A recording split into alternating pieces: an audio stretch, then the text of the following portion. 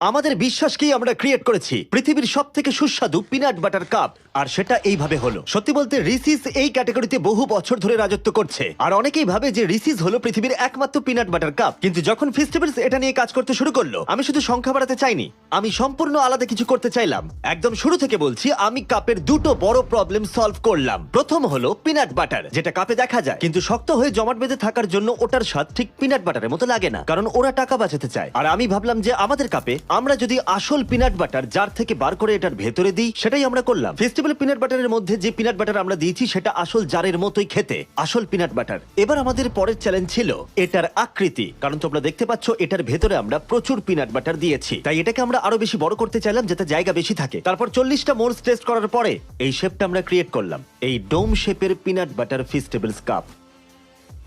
যেমনটা তোমরা দেখছো এর ভেতরে অনেকটা পিনাট বাটার রয়েছে। এটা হাই কোয়ালিটি ফেস্টিভ্যাল চকলেট।